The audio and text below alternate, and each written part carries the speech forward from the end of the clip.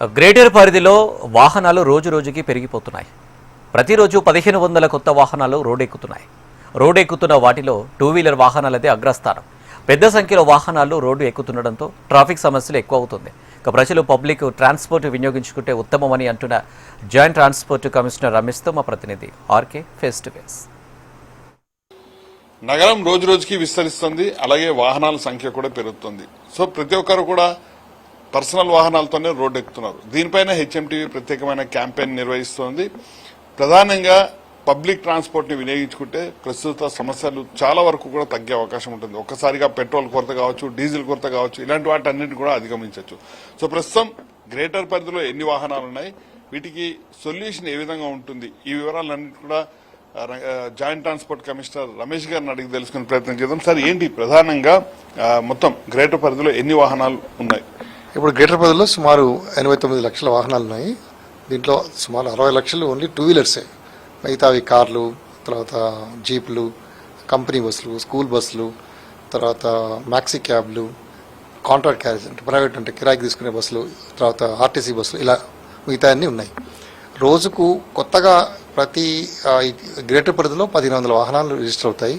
అదే రాష్ట్రం మొత్తం తీసుకున్నాం అనుకోండి, 3000 వాహనాలు కొత్తగా రోడ్ల మీదకి వస్తున్నాయి. సో ఈ బికాస్ మనకు ఈ ట్రాఫిక్ కంజెషన్ ఎక్కువ అవుతుంది కాబట్టి మీరు చెప్పినట్టు పబ్లిక్ ట్రాన్స్పోర్ట్ వాడితేనే బెటర్. మెట్రో లాంటివి ఇంకా విస్తరిస్తున్నారు, గవర్నమెంట్ కూడా ఎక్స్పాండ్ చేస్తున్నారు. ఆర్టీసీ బస్సులు కానీ, మెట్రో కానీ ఇవన్నీ ఎక్కువ వాడుకుని ఉంటే బెటర్. ఆటోలు ఇలాంటివన్నీ కూడా షార్ట్ డిస్టెన్స్ బెటర్, కానీ లాంగ్ డిస్టెన్స్ హైవేస్ మీద కొంచెం రిస్కీ అట్లా. సార్, ప్రధానంగా చాలా చోట్ల చూసుకుంటే కార్లలో ఒక్కొక్కరు ఇద్దరిద్దరు కేవలం ప్రయాణించడం జరుగుతుంది. ఢిల్లీ లాంటి పూల్ సిస్టమ్ కానీ అలాంటివి తీసుకొస్తే ఏ విధంగా ఉంటుందంటారు?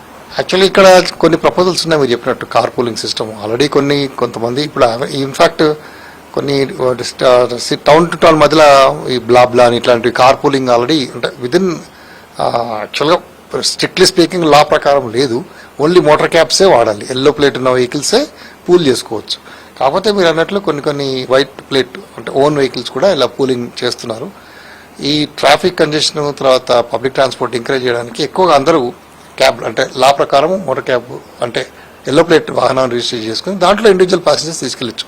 Up to 5 it's allowed. More than that అయితే పర్మిట్ మార్చుకోవాలి, మ్యాక్స్ క్యాబ్ అవుతుంది అనమాట. సో అది సార్, ఇప్పుడు ఎలక్ట్రిక్ వాహనాలు కూడా మార్కెట్లోకి రావడంతో ఇటు ఎలక్ట్రిక్ వాహనాలు లేదా డీజిల్ లేకపోతే పెట్రోల్ ఇలా ప్రతి ఇంట్లో కూడా 4 వాహనాలు అంటే 2 కార్లు, 2 టూ వీలర్స్ ఇలాంటివి ఉన్నాయి. సో దీనివల్ల పొల్యూషన్ కూడా పెరుగుతుంది. ఏ వాహనాలు వాడితే బెటర్, ఎలా దీన్ని కన్సిడర్ చేస్తారు? అదే మీరు అన్నట్లు ఎలక్ట్రిక్ వాహనాలు వాడితే పొల్యూషన్ డెఫినెట్గా తగ్గుతుంది. ఇప్పుడు ట్రెండ్ మారింది. చాలా మందికి 4 కార్లు ఉంటే 4 ఎలక్ట్రిక్ కార్లే కొంటున్నారు కొన్ని ఫ్యామిలీస్లో. అయితే ఈ మనకు రాను ఛార్జింగ్ స్టేషన్స్ పెరిగి, తర్వాత ఈ రిపేర్స్ నెట్వర్క్స్ పెరిగి, తర్వాత ఇలాంటివన్నీ మనకు అంటే లైక్ రేంజ్ ఎక్కువ రేంజ్ వచ్చేట్టుగా అంటే 300-400 కిలోమీటర్స్ అలా రేంజ్ వచ్చే బ్యాటరీస్ వస్తే డెఫినెట్గా మనకి ఎలక్ట్రిక్ వాహనాలకు డిమాండ్ పెరుగుతుంది. ఎందుకంటే ఇది pollution less, noise less and economic కాబట్టి ఎలక్ట్రిక్ వాహనాలు వాడితేనే బెటర్. సార్, వాస్తవానికి మీరు అన్నట్టుగానే ఎడ్యుకేషన్ సంబంధించిన బస్సెస్ ఏవైతే ఉన్నాయో వాటిని అంటే ఈ సెలవు రోజుల్లో 2 నెలలు దాదాపు సెలవు ఉంటాయి కాబట్టి ఈ సమయంలో వాడితే కొంత పబ్లిక్ ట్రాన్స్పోర్ట్ కి జనాలు అలవాటయ్యే అవకాశం ఉంటుంది కదా. అంటే మా దగ్గర ఏంటంటే ఇప్పుడు మామూలుగా May 15th అన్ని ఎక్స్పైర్ అయిపోతాయి ఫిట్నెస్ సర్టిఫికెట్.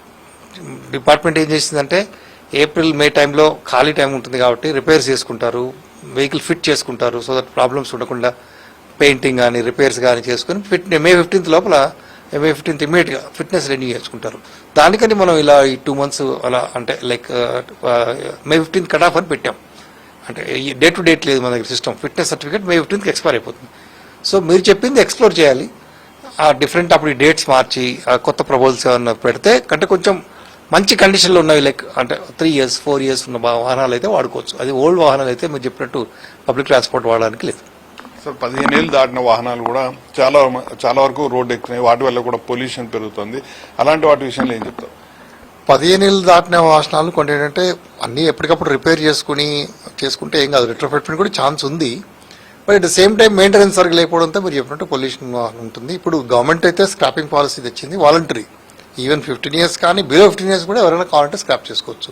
మెయింటెనెన్స్ సరిగ్గా లేక, టైర్లు ఇబ్బందిగా ఉండి, వెహికల్ ఎలక్ట్రికల్ మెకానికల్ కండిషన్ బాగాలేకపోతే స్క్రాప్ చేసుకోవచ్చు. సో రాను డెఫినెట్గా ఇప్పుడు 2 wheelers 4 wheelers చాలా మంది వాలంటరీగా స్క్రాప్ చేసుకుంటున్నారు. బస్సెస్ అయితే మీరు చెప్పినట్టు 15 years అబౌవ్ అయితే ఉండవు జనరల్గా, తాల్ రేర్. అంటే స్కూల్ బస్సులు, కాలేజ్ బస్సులు అయితే ఎక్కడైనా ఊళ్ళల్లో ఉంటాయి. 15 years దాటినే 5% కూడా ఉండట్లేదు. ఇప్పుడు ఉన్నాయి, మా డేటాలో ఉంటుంది కానీ ఆల్రెడీ వాళ్ళు స్క్రాప్ చేసేసి ఉంటారు, మనకి ఇంటిమేట్ చేయరు. సో ఇలా ఈ ముఖ్యంగా రవాణా వాహనాలు అయితే 15 years దాటి తక్కువ ఉండేది. సరే, ఒక ఆర్టీఐ ఉన్నతాధికారిగా మీరు ఏం చెప్పాలనుకుంటున్నారంటే, ఒకవైపు పొల్యూషన్ పెరుగుతోంది, మరోవైపు ఇటు ఇలాంటి డీజిల్ కొరత, ఇప్పుడు వారు జరగగానే మొత్తం పెట్రోల్ కొరత లాంటివి కానీ ఇలాంటివి ఏర్పడుతున్నాయి. సో అది మన ద్రవ్యోల్బణం పైన కూడా తీవ్ర ప్రభావం చూపిస్తుంది. ఒక ఆర్టీఐ ఉన్నతాధికారిగా మీరేం చెప్పాలనుకుంటున్నారు? డెఫినెట్ గా పబ్లిక్ ట్రాన్స్పోర్ట్ వాడితేనే మనకు బెటర్. ఇట్లాంటి పరిస్థితుల్లో మామూలుగా సిటీస్ లో అయితే, ఇప్పుడు చాలా సిటీస్ లో పబ్లిక్ ట్రాన్స్పోర్ట్ చాలా సేఫ్. ఎందుకంటే ఇప్పుడు ఈ ట్రాఫిక్ కంజెషన్ పెరిగితే మనకు డ్రైవింగ్ ఇష్యూస్ కూడా ఉంటాయి. అందరూ ఎవరు ఇచ్చినట్టు వాళ్ళు పోతుంటారు. సో సేఫ్టీ ఇష్యూస్ ఉంటాయి. అందుకని మనకి ఏంటంటే ఈ last mile connectivity, first mile connectivity కొంచెం ఇంప్రూవ్ అయితే మెట్రో లాంటివి చాలా సక్సెస్ఫుల్ ఉంటాయి. అట్లాగే ఆర్టీసీ బస్సులు, ఇట్లా ఆటోలు, ఇట్లాంటి పబ్లిక్ ట్రాన్స్పోర్ట్ వాడడమే బెటర్ అన్న ఉద్దేశం.